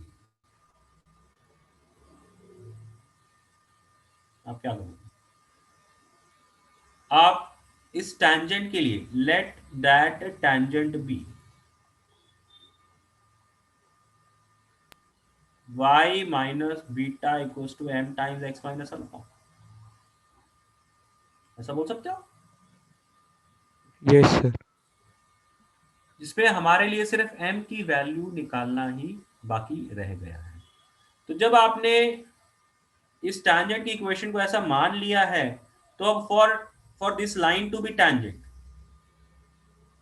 For this line to be tangent क्या होना पड़ेगा? Perpendicular distance. दो ऑप्शन है, या तो d जीरो कर दो, मतलब इस लाइन का इस सर्कल के साथ इंटरसेक्शन निकाल के x में जो क्वाड्रेटिक बनेगी उसका डिस्क्रिमिनेंट जीरो कर दो, या फिर दूसरा ऑप्शन क्या है, perpendicular distance arc. Perpendicular distance radius के बराबर कर दो। दो ऑप्शन है आपके पास। तो जब आप ऐसा करेंगे तो आपके पास m में एक क्वाड्रेटिक बन के आएगी, तो m की दो वैल्यूज मिल जाएंगी, उस क्वाड्रेटिक को सॉल्व करना होगा और हमको m की वैल्यूज मिल जाएगी, ओके। तो अगर आपको एक सर्कल दिया है और एक एक्सटर्नल पॉइंट दिया है, तो टैंजेंट की इक्वेशन कैसे लिखनी है उसका तरीका ये है जी। पहले आप उस लाइन का जनरल लाइन का इक्वेशन लिख दो passing through that point which is y minus beta m times x minus alpha. अब उस अगर लाइन को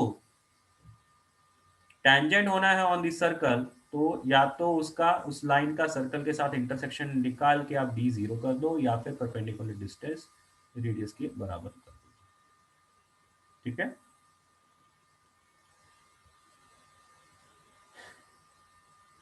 अब इसमें एक दो चीजें इंपॉर्टेंट वाली हैं, ये पहला पॉइंट था। दूसरा पॉइंट क्या है जिसके ऊपर सीधा सीधा क्वेश्चन बन सकता है, एक तो है एंगल ऑफ इंटरसेक्शन।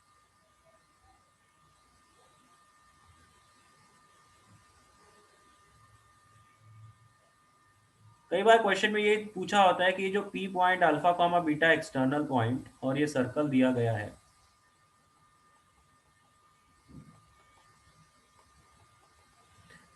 तो इसका ये P पॉइंट इस सर्कल के ऊपर जो दो टैंजेंट बनाएगा उनके उन टैंजेंट्स के बीच का एंगल कितना है। मान लीजिए ये एंगल 2 अल्फा है, तो ये 2 अल्फा की वैल्यू क्या होगी वो निकालना पड़ता है। तो उसके लिए पहले तो ये 2 अल्फा जब माना है, तो ये वाला एंगल एक सेगमेंट का एंगल कितना हो जाएगा, अल्फा हो जाएगा ना, क्योंकि ये दोनों ट्रायंगल्स कॉन्ग्रुएंट हैं, ओके। तो ये अल्फा एंगल निकालने के लिए आपके पास ऑप्शन क्या है, ये r, ये रूट s, ठीक है। यस तो sine alpha, sign tan alpha ना, टैन अल्फा कितना होगा बेटा, r बाय रूट एस। तो यहां से आपको अल्फा मिल गया tan inverse r by root s1, that means angle कितना मिल गया दोनों टैंजेंट्स के बीच में, 2 alpha which is 2 times tan inverse of r by root s। तो कई बारी देखो यहाँ पे हमने tangent from an external point, तो एक तो पहली बात हमने ये करी है कि भी टैंजेंट की इक्वेशन कैसे निकालेंगे, दूसरी बात उन दोनों टैंजेंट्स के बीच का एंगल क्या है। तीसरी बात, इफ 2 अल्फा इज 90 डिग्री, मतलब इन दोनों टैंजेंट्स के बीच में एंगल 90 डिग्री चाहिए, तो क्या होता है? R is equal to तो क्या होगा? R equals to root S1. Root S1 हो जाएगा। उसे अगर OP के बारे में बात किया जाए, मान लो ये सेंटर O है, ये OP पॉइंट है, तो OP क्या होगा? रूट R हो जाएगा। ठीक है ना? और ये वाली सिचुएशन होती क्या है? Director circle. Yes, sir. तो डायरेक्टर सर्कल की थ्योरी क्या है कि it is the locus of all the points, it is the locus of the points from which Mutually perpendicular. Mutually perpendicular two tangents. mutually perpendicular tangents can be drawn.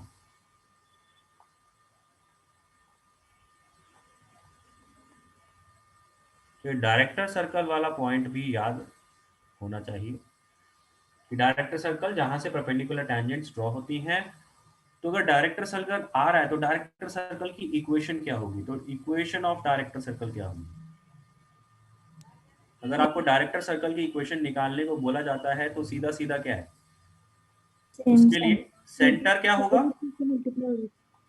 Centre is same as the given circle, centre same रहेगा। Radius, Root 2 times. 2R. Radius क्या होगा? Root 2R।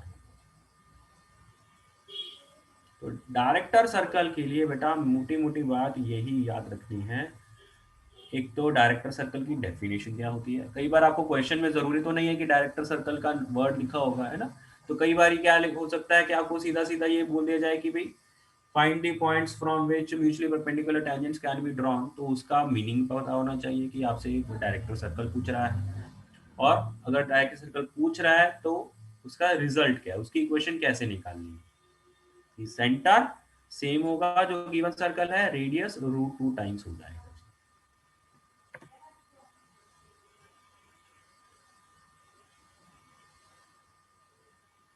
तो ये तीसरी बात हो गई। चौथी बात, एरिया ऑफ क्वाड्रिलेटर।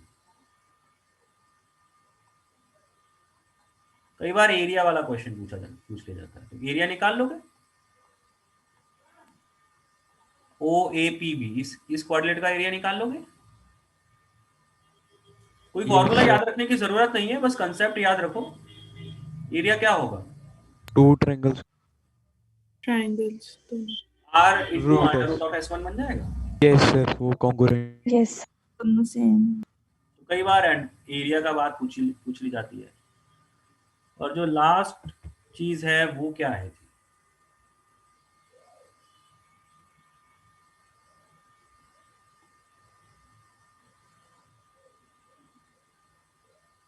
कि आपको P पॉइंट से आपको दो टैंजेंट ड्रॉ करने को बोले गए,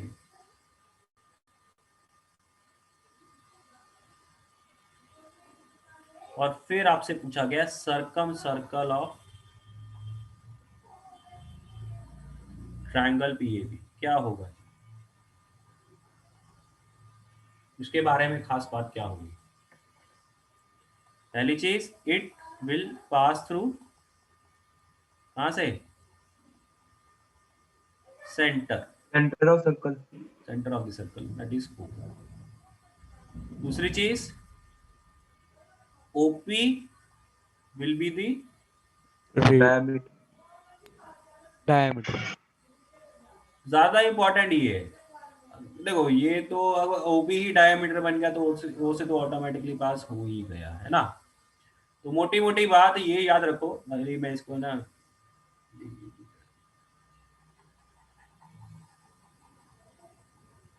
इतना याद रखोगे तो चलेगा, इसी में सारी चीजें कवर अप हो जाएंगी।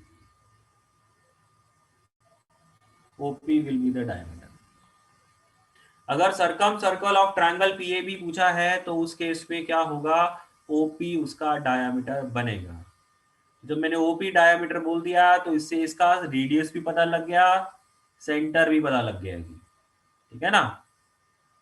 सारी चीजें इसमें कवर अप हो गई इसी एक लाइन के अंदर। उसका रीजन तो जानते हो कि अगर मैं ओपी को डायमीटर एज्यूम करके एक सर्कल बनाऊं तो वो डेफिनेटली ए से भी पास करेगा, वो डेफिनेटली बी से भी पास करेगा। तो मतलब ओपी को डायमीटर एज्यूम करके जो सर्कल बनाया गया है वही circum circle of triangle PAB होना चाहिए, क्योंकि वो ए से भी पास कर रहा है, बी से भी पास कर रहा है, ठीक है ना। उसके सेंटर के बारे में बात, रेडियस के बारे में बात अकॉर्डिंगली हो गई इसी एक लाइन के अंदर।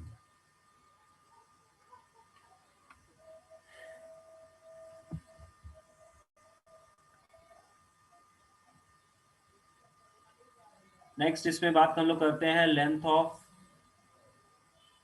कॉर्ड। अगर आपको एक सर्कल दिया है, एक लाइन दिया है, आपको बोला गया है कि ये जो सर्कल है ये इस कॉर्ड के ऊपर कितना लेंथ फॉर्म कर रहा है, कितनी लेंथ इंटरसेप्ट कर रहा है, क्या होगा, कैसे करोगे। पाइथागोरस। सर्कल की इक्वेशन पता है आपको, लाइन की इक्वेशन पता है, ओएम पता सबसे पहले OM निकालोगे which is perpendicular distance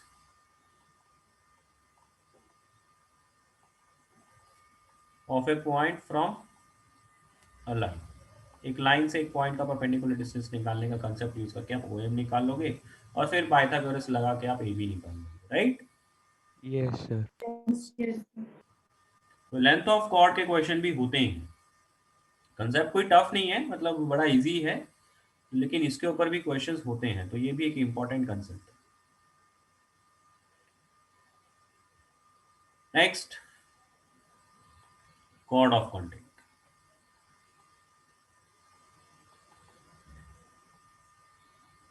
cord of contact क्या होता है जी,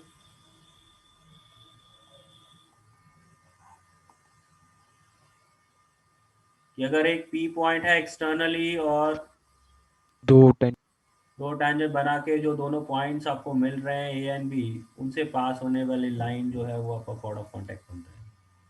तो इसकी इक्वेशन क्या, T is equal to C. और पेयर ऑफ टैंजेंट्स, मतलब ये जो P पॉइंट है, इस P पॉइंट से दोनों टैंजेंट्स जो है उनका अगर जॉइंट इक्वेशन निकालना है तो वो क्या होता है, SS1 = P²। तीसरा सिनेरियो है कि अगर आपको एक सर्कल पता है, उसके अंदर एक पॉइंट दिया गया है, उस पॉइंट से पास होने वाले कॉर्ड की इक्वेशन निकालनी है, और उस पॉइंट के लिए खास बात क्या बोली गई है कि वो मिड पॉइंट है उस कॉर्ड का। तो chord bisected at a point, T is equal to S1. T = S1। तो ये तीनों चीजें एज इट इज याद होनी चाहिए और तीनों का मीनिंग पता होना चाहिए। वो कॉर्ड ऑफ कॉन्टैक्ट है क्या, पेयर ऑफ टैंजेंट्स है क्या, chord bisected at a point क्या है, ठीक है। इन तीनों के मीनिंग में तो किसी को कोई दिक्कत नहीं होगी। No sir. और ये TS S1 ये सब पता है क्या होते हैं, S तो यस सर्कल की इक्वेशन, S1 जो वो P पॉइंट दिया गया है, सीधा सीधा उस P पॉइंट के कोऑर्डिनेट्स की वैल्यू वहां पे डाल दो, और वो 2x ऐसे रिप्लेस करके जो आती है और terms। T क्या होता है, इक्वेशन ऑफ रिप्लेस कर दो वैल्यूज को। तो x Yes, इंटू x1, यहाँ पे मैं अल्फा बीटा यूज कर रहा हूँ, तो ये वाला पॉइंट अल्फा बीटा, ये भी पॉइंट अल्फा बीटा, तो अल्फा बीटा यूज कर रहा, तो x² को अल्फा इंटू एक्स से रिप्लेस कर दो, बीटा इंटू वाई से, x को x प्लस अल्फा बाय 2 से, y को y प्लस बीटा बाय 2 से, प्लस c। तो TSS1 इनके मीनिंग पता होंगे।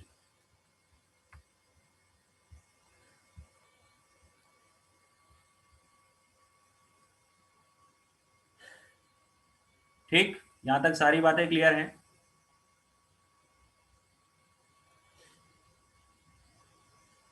अब नेक्स्ट हम लोग बात करते हैं two circles in a plane.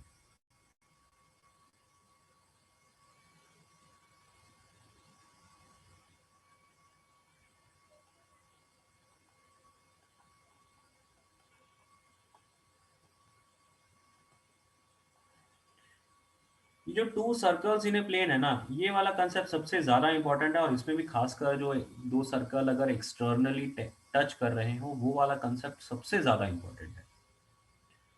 Recent time में जो सबसे ज्यादा क्वेश्चन पूछे जाते हैं सर्कल्स में, वो इस कंसेप्ट के ऊपर पूछे जाते हैं कि भी जो सर्कल है, दो सर्कल है, वो एक दूसरे को एक्सटर्नली टच कर रहे हैं, और फिर उसमें आगे कोई जो भी थ्योरी है क्वेश्चन की वो आगे होती है। तो दो सर्कल एक दूसरे को एक्सटर्नली टच कर रहे हैं, वो वाला जो इंफॉर्मेशन है वो सबसे ज्यादा कॉमन इंफॉर्मेशन है। जो सबसे ज्यादा जो क्वेश्चन है वो उस इंफॉर्मेशन के ऊपर बेसिस होते हैं। तो अगर दो सर्कल एक दूसरे को एक्सटर्नली टच कर रहे हैं तो उनमें आपस में रिलेशन क्या होगा, वो वहां पे इंपॉर्टेंट हो जाए। ओके, तो यहाँ पे two circles in a plane, तो उसमें हम लोग अलग अलग केसेस की बात करते हैं। केस नंबर 1 जिसमें दो सर्कल दूर दूर पड़े हैं जी। केस नंबर 2 जिसमें दो सर्कल एक दूसरे को एक्सटर्नली टच कर रहे हैं। केस नंबर 3 दो सर्कल एक दूसरे को इंटरसेक्ट कर रहे हैं दो डिफरेंट पॉइंट्स पे। केस नंबर 4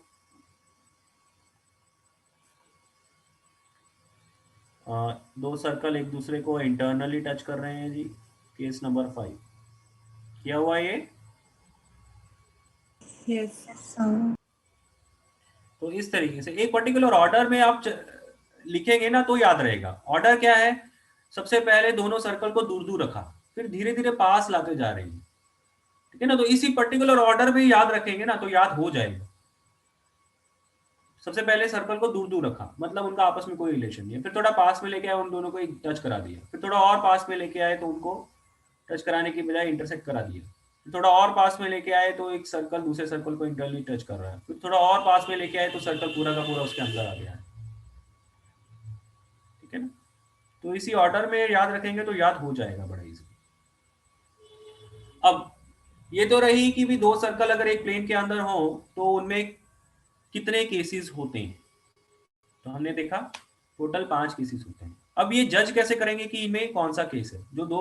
जो क्वेश्चन में आपको गिवन क्या होगा, गिवन होगा इक्वेशन ऑफ टू सर्कल्स। तो सर्कल की इक्वेशन आपको दी गई है, तो हम लोग उन दो सर्कल की इक्वेशन की हेल्प से कैसे जज करेंगे कि भाई इनमें इन दो सर्कल्स में कौन सा केस बन के आ रहा है। तो क्या होगा, अगर दोनों सर्कल की इक्वेशन पता है तो मतलब दोनों का रेडियस पता है, दोनों का सेंटर पता है। तो दोनों के सेंटर को मैं C1 C2 मान लेता हूँ, या एक काम करते हैं O1 O2 मान लेते हैं। तो O1 O2 और इसका रेडियस R1, इसका रेडियस R2 मान लेते हैं। तो क्या रिलेशन होगा बेटा O1 O2 में? greater than R1 plus plus R2. R2. पहले वाले केस के लिए greater than R1 plus R2 होना पड़ेगा। दूसरे केस के लिए equal to Equal. तीसरे के लिए less than R. Less than R1 plus R2। Greater than तीसरे में ना यहीं पे गलती हम लोग कर बैठते हैं, Greater R1 than- minus R2 से ज्यादा भी होना चाहिए। Yes. थर्ड वाले केस में ये एक नहीं दो इनइक्वालिटी लग रही हैं, तो ये याद रहे भाई। थर्ड वाले में गलती करते हैं हम लोग कि दोनों सेंटर्स के बीच का डिस्टेंस उनके रेडियस के सम से तो छोटा हो, लेकिन उनके रेडियस के सबट्रैक्शन से ज्यादा हो। उसका रीजन हमें आगे पता चल जाता है कि केस नंबर 4 में क्या हो, R1 minus R2 Minus R2. Mod इसलिए लगा रहे हैं कि R1 बड़ा हो सकता है, R2 छोटा हो सकता है, या फिर R1 छोटा हो सकता है, R2 बड़ा हो सकता है। सीधी सीधी बात यह है कि बड़े में से छोटे को सब्ट्रैक्ट करना होगा। तो अब थर्ड केस में R1 माइनस R2 से ज्यादा लेंगे तभी तो वो थर्ड केस रहेगा ना, इंटरसेक्टिंग रहेगा। अगर R1 माइनस R2 के बराबर ले लिया फिर वो केस नंबर 3 नहीं रहेगा, वो केस नंबर 4 बन जाएगा। और केस नंबर 5 में Less than mod of R1 less minus. than mod of R. तो अगर मैं यहाँ पे ये वाली कंडीशन ना लगाता कि R1 माइनस R2 से ज्यादा होगा O1 O2, तो फिर वो केस नंबर 4 या केस नंबर 5 में कन्वर्ट हो सकता था। ठीक है ना, तो उस चीज को रूल आउट करने के लिए हमें केस नंबर 3 में 2 कंडीशन लगानी पड़ रही है।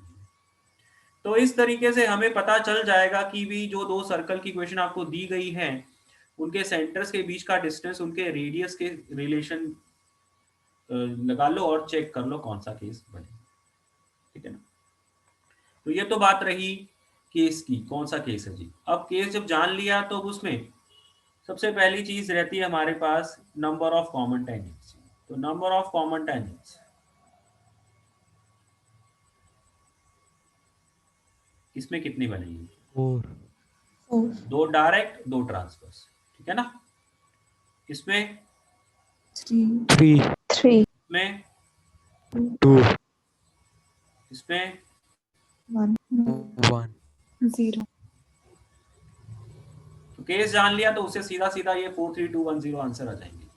तो जो केस बनेगा उस सीधा सीधा उसका आंसर आप लिख दोगे अगर क्वेश्चन में। और इसके ऊपर क्वेश्चन होता है, आपको 2 सर्कल दिए हैं और आपसे क्वेश्चन में पूछा है find the number of common tangents, सिर्फ इतना ही क्वेश्चन पूछा होता है। ठीक है ना, तो ये काफी इंपॉर्टेंट पॉइंट है, इसके ऊपर डायरेक्ट क्वेश्चन बनता है। नंबर ऑफ कॉमन टेंजेंट्स कितने होंगे ये डायरेक्टली पूछ ले जाता है। ठीक है ना, तो वो याद होने चाहिए। पहले केस फाइंड आउट करिए और केस जो पता चल गया तो उसे सीधा सीधा आंसर। ठीक है, अब चलो ये तो बात कर लिया कॉमन टेंजेंट कितने होंगे, तो अब ये भी बात कर लेते हैं कि कैसे कैसे बनेंगे। 2 डायरेक्ट 2 ट्रांसवर्स। तो ये तो बात रही डायरेक्ट।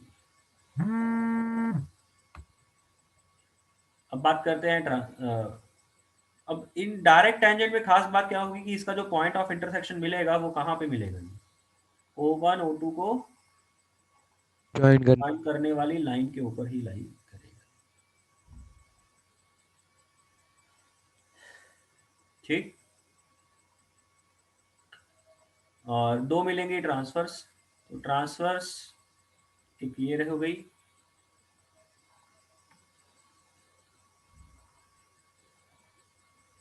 ये मैंने डायग्राम थोड़ा अच्छे से नहीं बनाया इसलिए ट्रांसफर जो है ना उसका पॉइंट हमें थोड़ा अलग दिख रहा है, लेकिन ये भी इसी से ही पास होगा। ओके, मैं इसको ऐसे कर दूँ, ये भी इसी से पास होगा। तो ट्रांसफर का पॉइंट ऑफ इंटरसेक्शन भी O1 O2 को ज्वाइन करने वाली लाइन के ऊपर ही होता है। ठीक है, तो ये तो रहा कि भाई टैंजेंट कैसी बन रही है। अब अगर इन टैंजेंट की इक्वेशन लिखनी पड़े, कॉमन टैंजेंट की इक्वेशन लिखनी पड़े तो क्या होगा? तो उसके लिए पहले तो ये वाला डी पॉइंट निकालना पड़ेगा जो कि point of intersection of direct tangent है। ये टी पॉइंट निकालना पड़ेगा। तो ये टी और डी कैसे निकलेंगे? डी को निकालने के लिए आप O1 O2 के ऊपर, या पहले आप लिखो O1D अपॉन O2D, ये कितना होगा जी? R1 बाय R2 होगा। यस ये सर. सिमिलर ट्रायंगल बन जाएंगे।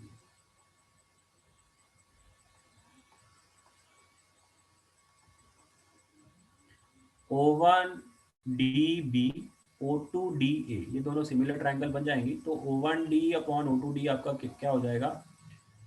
O1B which is radius R1, O2A which is radius R2, उनके रेशो के बराबर हो गया।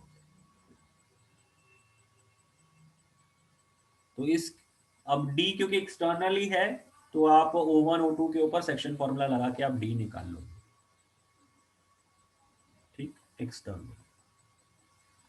एंड O1T, अब इसमें भी आप सिमिलैरिटी लगा के O1T अपॉन O2T, ये भी आपका R1 बाय R2 ही होता है, बस इसमें आपने इंटरनली वाला फॉर्मूला लगा लेना। इस तरीके से आप D और T की इक्वेशन आप लिख लो। अब जब बेटा डी पॉइंट पता लग गया तो आपके लिए क्या है, इस डी पॉइंट से इस सर्कल के ऊपर एक्सटर्नल टेंजेंट लिखनी है। तो अब ये tangent from an external point का कंसेप्ट पढ़ लिया ना, कैसे किया जाता है। जब आपको इन कॉमन टेंजेंट का पॉइंट ऑफ इंटरसेक्शन निकाल लिया तो पता लग गया, तो फिर आपके लिए अब उल्टा क्या बन गया कि भाई मुझे उस डी पॉइंट से टैंजेंट जो है वो सर्कल के ऊपर वो निकालनी है। तो tangent from an external point का कंसेप्ट लग जाएगा और वहां से आप टैंजेंट की इक्वेशन निकाल लोगे। ओके, सिमिलरली ट्रांसवर्स टैंजेंट की इक्वेशन निकालनी है तो उसके लिए भी आपको टी पॉइंट पता लग गया है, तो आप tangent from an external point का कंसेप्ट लगा के आप ट्रांसवर्स टैंजेंट की इक्वेशन निकाल लोगे। अब मेंस की अगर मैं बात करूं तो डायरेक्ट कॉमन टेंजेंट या ट्रांसवर्स कॉमन टेंजेंट की जो इक्वेशन है वो बहुत ही कम पूछी होती है, बहुत कम। मतलब क्वेश्चन आपका, क्योंकि इसमें कैलकुलेशन बहुत लेंथी हो जाती है तो इसलिए क्वेश्चन बहुत कम पूछा जाता है। हाँ, कोई अगर बहुत ही सिंपल वाली कैलकुलेशन वाला क्वेश्चन होगा तो पूछा हो भी सकता है, ठीक है ना। तो बहुत लंबी कैलकुलेशन वाला क्वेश्चन मुझे नहीं लगता कि मेंस में कभी भी आने वाला है। तो ज्यादा इंपॉर्टेंट इसमें मेंस में के हिसाब से नंबर ऑफ कॉमन टेंजेंट ही है, जो हम लोग ऑलरेडी बात कर चुके हैं। ठीक, क्लियर है इतना। तो केस नंबर 1 के लिए यही चीजें हैं, डायरेक्ट कॉमन टेंजेंट, उनका point of intersection, transverse common tangent, उनका इंटरसेक्शन पॉइंट, ठीक है, उनकी इक्वेशंस, उनके पॉइंट ऑफ इंटरसेक्शन, ठीक है। नंबर ऑफ कॉमन टेंजेंट वो केस कैसे जानेंगे वो समझते हैं, ठीक। अब इसमें एक चीज और भी है, लेंथ ऑफ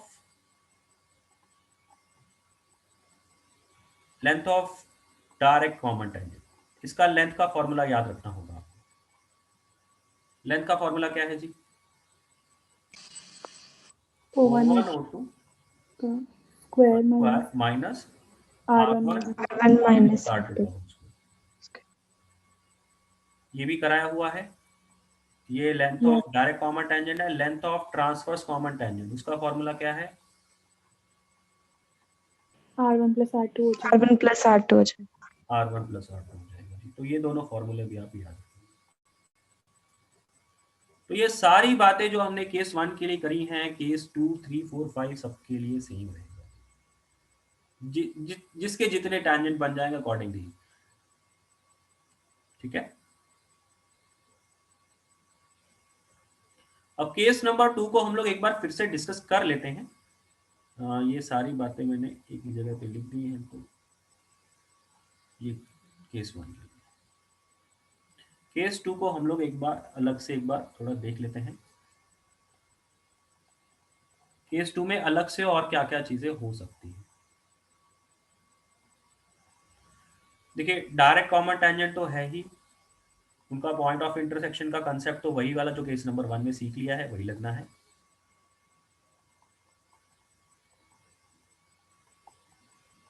ट्रांसवर्स इसमें बनेगी नहीं, सिर्फ एक ही बन के आएगी, तो वही एक कॉमन ही हो जाती है।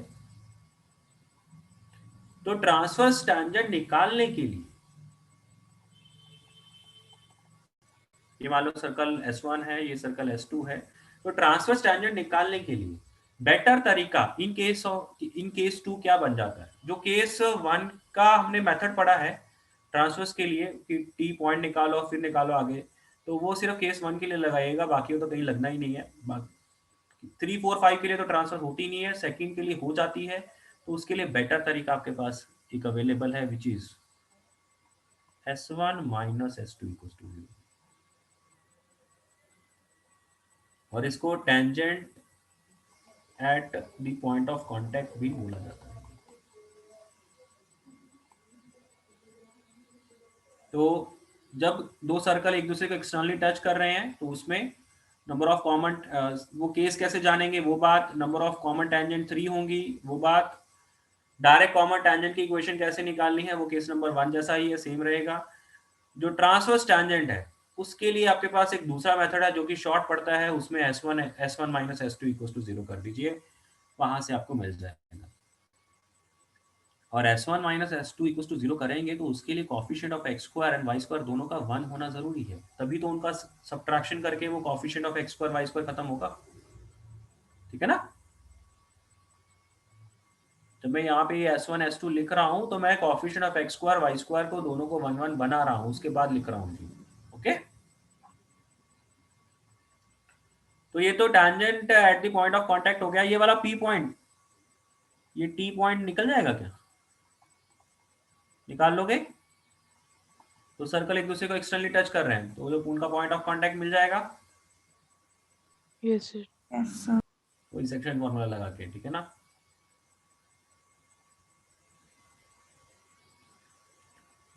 तो एक्सटर्नली टच वाला कंसेप्ट हो गया, कॉमन टेंजेंट हो गया। हाँ, इसमें भी length of tangent, length of DCT, length of DCT का फॉर्मूला यही वाला लगा लेना है, ओके।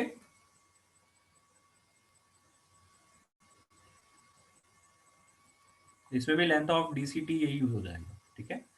केस नंबर 3, इसमें सारी चीजें सेम है, कोई फर्क नहीं होगा जो केस नंबर 1 में कह रहा है। बस इसमें क्या है, ट्रांसवर्स बनना ही नहीं है तो उसके बारे में कोई बात ही नहीं होगी, सिर्फ डीसीटी बनना है। तो डीसीटी का पॉइंट ऑफ इंटरसेक्शन क्या होगा वो केस नंबर 1 में पढ़ लिया, वैसा ही यूज होना है। और उनकी इक्वेशन कैसे लिखनी है वो भी सेम कंसेप्ट है, सारा कुछ वही रहेगा केस नंबर 3 के लिए। 4 के लिए एक ही कॉमन टेंजेंट बनेगी तो पॉइंट ऑफ कांटेक्ट, इसमें केस नंबर 1 वाला कुछ भी करने की जरूरत नहीं पड़ेगी, सीधा सीधा S1 minus S2 equal to 0 करो, आपको टेंजेंट की इक्वेशन मिल गया। और ये वाला पॉइंट निकालने के लिए एक्सटर्नली वाला फॉर्मूला लगा दो, वो नोट आपको ये पॉइंट मिल जाएगा। 5 में तो कुछ है ही नहीं, कॉमन टेंजेंट कुछ है ही नहीं, तो इसलिए कुछ बात ही नहीं होगी, ओके। तो ये पांचों केसेस बेटा बहुत इंपॉर्टेंट है, सबसे ज्यादा इंपॉर्टेंट उसमें केस 2 बन जाता है, क्योंकि 2 सर्कल एक्सटर्नली टच कर रहे हैं, ये वाली इंफॉर्मेशन बहुत जगह पे होती है, ओके। Yes sir.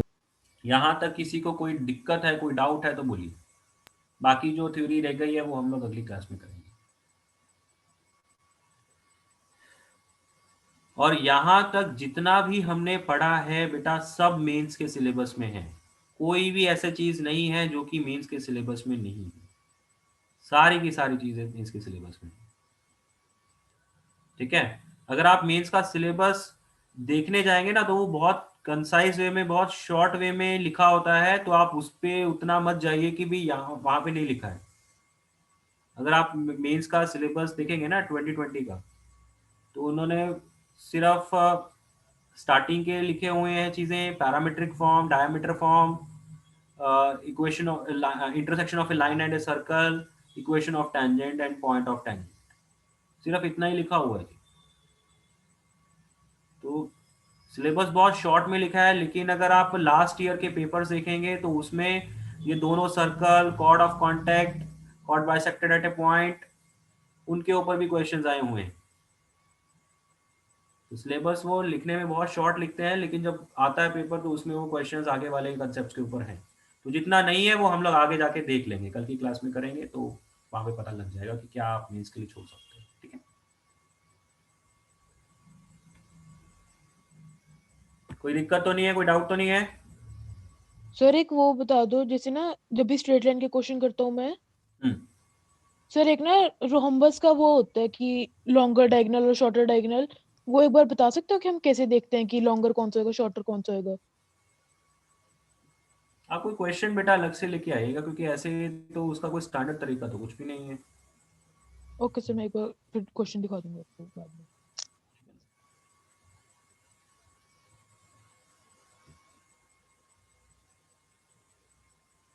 गोविंद आपने क्या लिखा है? पी वाई क्यू,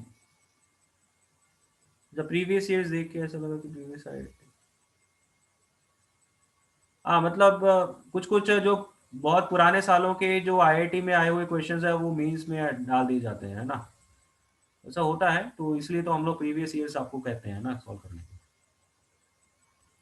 चलिए ओके बेटा, थैंक यू, बाकी कल की क्लास में करेंगे, ओके। Thank you sir. अच्छा, कल की क्लास के लिए एक तो ये थ्योरी हम लोग कंप्लीट करेंगे। दूसरा, आप लोगों ने आर्काइव वाला सेगमेंट अटेम्प्ट कर लिया है? Yes, sir. स्ट्रेट लाइन से भी, सर्कल वाला भी? Yes, sir. अगर कर लिया तो अच्छी बात है, नहीं किया है तो कल तक कर लीजिए। कल की क्लास में हम लोग एक तो ये सर्कल की पूरी थ्योरी कंप्लीट करेंगे और साथ में प्रीवियस ईयर्स वाला सेगमेंट जो मैंने पीडीएफ आपको भेजा हुआ है वहां से पूरा डिस्कस होगा, ठीक है? और जो आपका रिवीजन पैकेज है उसकी डिस्कशन के लिए टाइम तो नहीं रहेगा हमारे पास अलग से, तो आप लोग अपने जो डाउट स्लॉट आपको रहता है, डाउट स्लॉट में आप आके अलग से पूछ लीजिए, ठीक है ना? सर आज भी है ना? क्या कह रहे हो? सर आज भी है ना डाउट स्लॉट? तो डाउट स्लॉट आपको जो भी टाइम टेबल मिला होगा, और डाउट स्लॉट में मैं जैसे पहले भी आपको बोलता हूँ कि मेरे डाउट स्लॉट में ऐसा कुछ नहीं है कि भी 12th G1 लिखा है तो ही मैं उसके डाउट्स कराऊंगा। आप किसी और के, मेरा डाउट स्लॉट है तो कोई भी और किसी और बैच का भी है डाउट स्लॉट तो भी आप आ सकते हो, ओके? सर 11th वाले में भी आ सकते हैं? 11th वाले में आ जाए, कोई दिक्कत नहीं है। ओके बेटा, thank you. Thank you thank you sir. Thank you, sir. Sir.